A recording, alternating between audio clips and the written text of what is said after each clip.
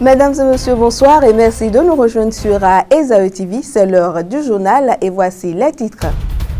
Les grandes tendances provisoires de la présidentielle 2016 au Bénin sont connues. La Sénat a fait une déclaration ce matin à l'aube pour l'annonce. Lionel Zinsou 28%, Patrice Talon 24% et Sébastien Adjavon 23%. Les populations réagissent face à ces grandes tendances. Suivez leurs propos dans ce journal. Et Journée internationale de la femme, retrouvez des reportages sur la femme en milieu politique et les conditions de la femme dans ce journal.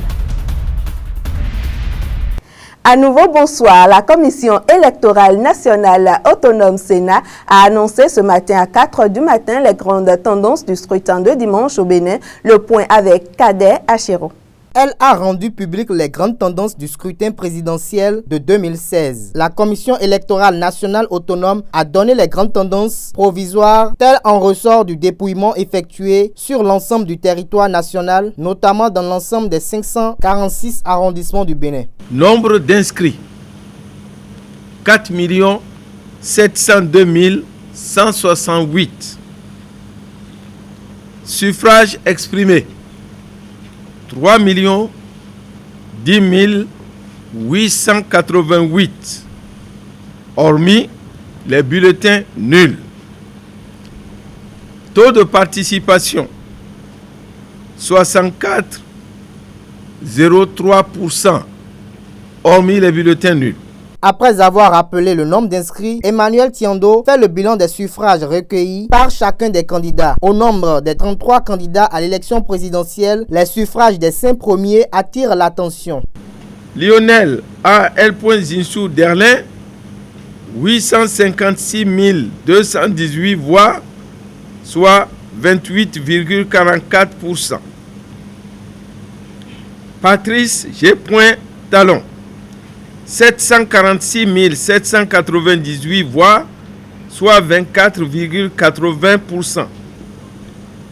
Sébastien Germain Adjavon, 693 492 voix, soit 23,03%. Abdoulaye Biochane, 264 515 voix, soit 8,79%. Pascal Jean-Irénée Koupaki, 176 286 voix, soit 5,85%. Les suffrages recueillis par les candidats ont été communiqués par les différents coordonnateurs d'arrondissement au moyen d'un système de transmission vocale téléphonique informatisé et sécurisé mis en place par la Commission électorale nationale autonome. Le président de la Sénat en finit par un appel à l'esprit patriotique de tous les candidats et leurs militants de garder tout le calme nécessaire en attendant les résultats définitifs de la Cour constitutionnelle, seule institution dont les décisions sont sans recours. Après l'annonce des grandes tendances qui donnent Lionel Zinsou, Patrice Talon et Sébastien Adjavon, grand vainqueur de la présidentielle, Esaü TV a promené sa caméra et suivi l'état d'âme des Béninois avec Léandro Kodo. Par rapport à les résultats donnés, ce que moi j'ai eu ce matin, bon, nous sommes Béninois, on est dans le pays, il n'y a rien que ceux qui sont en haut. Donc moi j'attendais, parce que les gens, les compatriotes qui sont en train de dire que bon, Zinsou, premier, moi je ne m'attendais pas à ça. Moi j'attendais le Sénat et puis le Cour constitutionnel pour pouvoir me défendre. Tout s'est bien déroulé. Nous pensons que c'est assez bien ce qui s'est passé, puisque vous avez vu, il n'y a pas eu de mépris, il n'y a pas eu de violence. Donc une fois encore, le peuple a démontré combien de fois nous sommes le quartier latin de l'Afrique. Les tendances proclamées par la Sénat donnent Lionel Zinsou premier, à ce que je sache. Selon moi, c'est la volonté du peuple béninois qui s'est exprimée ainsi, et que tout se passe dans la paix, c'est ce que nous souhaitons, et que pour le deuxième tour, que le meilleur gagne. On ne peut rien désister de ce que la Sénat a donné. Nous sommes les simples citoyens, on est contents des résultats, il faut qu'il y ait deuxième tour. Résultat présidentiel 2016, principale information relayée dans la presse béninoise. Suivez la revue de presse, c'est signé Cadet Achiro. Ça y est, Les grandes tendances provisoires de la Commission électorale nationale autonome au sujet du premier tour de l'élection présidentielle sont tombées ce matin aux environs de 4 heures. Les grandes tendances font la une des journaux. Pas de chaos, s'exclame Libération. Le journal titre qu'un second tour s'impose. Actu Express met en manchette ce jour, présidentielle de 2016, les grandes tendances de la Sénat. Le journal trouve un second tour obligatoire et estime déjà une victoire certaine de la rupture vers des alliances pour l'élection du président. Martin Libre poursuit dans cette lancée en publiant les statistiques des grandes tendances. Le banquier d'affaires Lionel Zinsou s'en sort avec 28,44% et les deux hommes d'affaires Patrice Talon et Sébastien Ajavon obtiennent respectivement 24,80% et 23,03%. La nouvelle génération complète les statistiques en transformant le trio en un quintet. Le Canard renchérit en publiant Biotchane 8,79% et Pascal Ironé Koupaki 5,85%. Le quotidien Libération revient et s'intéresse cette fois-ci sur les tractations pour le second tour de la présidentielle de 2016. Pour lui, Yahi à l'assaut de Ajavon et de ABT. Libération juge cette tractation de manœuvre pour disloquer la coalition de la rupture. Soleil Bénin Info s'interroge sur comment les leaders politiques ont coulé Sébastien Ajavon. Pour le quotidien d'information et d'analyse générale, le patron de Kajaf Common est malgré tout en position de faiseur de roi. À lire dans les colonnes de Actu Express comment Talon aurait compromis les chances d'Ajavon. Dans l'attente des résultats de la présidentielle au Bénin, les 4 vérités nous informent que des dossiers contre Talon refont surface. Le journal d'analyse et d'information poursuit en apportant la nouvelle que, selon le gouvernement, des milliards de transferts ont servi à acheter les consciences des Béninois entre le vendredi et le jour du scrutin présidentiel. Du coup, une commission d'enquête aux trousses des GSM et banques impliquées. Finissons avec Martin Libre qui relaye l'appel de la CEDEAO relatif au respect des résultats du scrutin de la présidentielle de 2016 en République du Bénin. 8 mars, journée internationale de la femme. Le thème de cette année est l'égalité entre les sexes, le respect des droits de la femme. Suivez dans ce reportage de Enoch Laradé les conditions de la femme béninoise.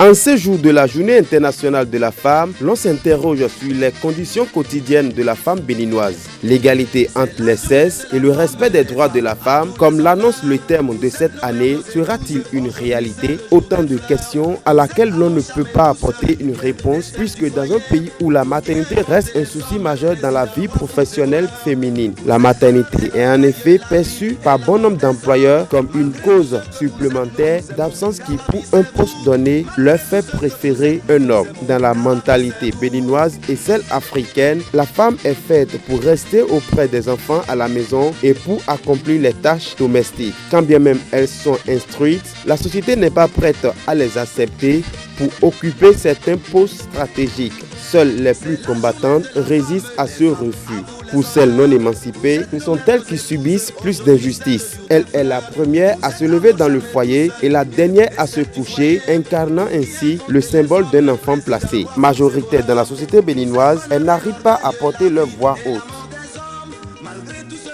Femmes et politique au Bénin, Kadé Achiro nous propose le parcours de 3 dames, Marie-Élise Gbedo, Célestine Zanou et Elisabeth Agbosaga.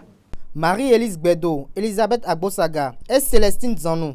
3 femmes qui se sont beaucoup impliquées dans la vie politique au Bénin, notamment la présidentielle de 2016. L'avocate de formation, militante des droits de la femme, Marie-Élise Gbedo a fait partie du gouvernement du général Mathieu Kérékou en 1998 avant de se présenter à l'élection présidentielle de 2001. Une volonté absolue de briguer la magistrature suprême anime sans cesse Gbedo, étant dans une dynamique selon laquelle la femme doit également participer aux prises de décisions étatiques. Elle a réitéré son rêve de diriger le Bénin en 2006, puis en 2011 et en 2016.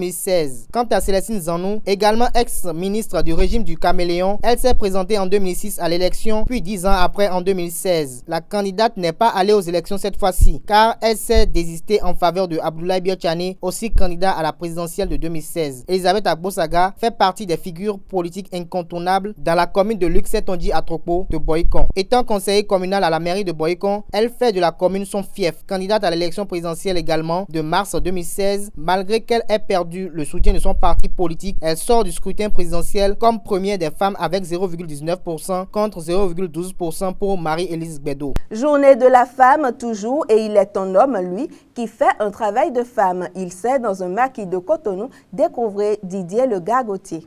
Didier, la vingtaine environ, est un jeune homme pas comme les autres. Depuis 5 ans, il est aux côtés de sa mère qui lui font de la nourriture. Plusieurs raisons sous-entendent ce choix. J'ai choisi la cuisine parce que nombreuses sont les femmes que je vois le faire. Les hommes se font rares dans ce domaine. Aussi, ma curiosité m'a poussé à savoir comment préparer à force de voir maman à la cuisine. Grâce à lui, sa mère, qui n'a que des garçons, se sont satisfaites. Vu sa manière de gérer mon activité, il est plus organisé que moi et j'ai confiance en lui car il accueille bien les clients. Ce choix de Didier est diversement apprécié par les clients. Il est un homme et puis comment il me servit, ça m'intéresse quoi. C'est pour cela que j'aime qu'il me servit. Ce n'est pas un hasard de voir un jeune homme comme Didier faire cette activité puisqu'il est cuisinier de formation. Le championnat national transitoire de football a repris il y a une semaine environ. Demain mercredi, au nombre des affiches, ESAE FC et USS Kraké. Découvrons ensemble avec Leandro Kodo le football club ESAE FC. Autrefois connu sous la dénomination Adjobi, ESAE FC fait partie des formations en lice pour le championnat national transitoire de football saison 2015-2016. Promu de la deuxième division en 2011, les locataires du stade de Sakété devront relever un nouveau défi depuis leur dernière apparition en Ligue 1. Une saison au cours de laquelle l'ex-Adjobi n'a pas convaincu car elle a arpenté la deuxième partie du tableau de classement tout au long de cette saison. L'équipe renaissante de ses cendres tient un nouveau pari qui entre dans la ligne droite des objectifs tracés par Clément Deschian, natif de Sakété et propriétaire du groupe Université ESAE, ESAE TV et ESAE FC. Le prochain rendez-vous de cette formation du plateau est prévu pour ce samedi 10 mars face aux Kraké Boys. C'est sur cette note sportive que s'achève cette édition du journal sur ESAE TV. Merci de nous avoir reçus et bonsoir chez vous.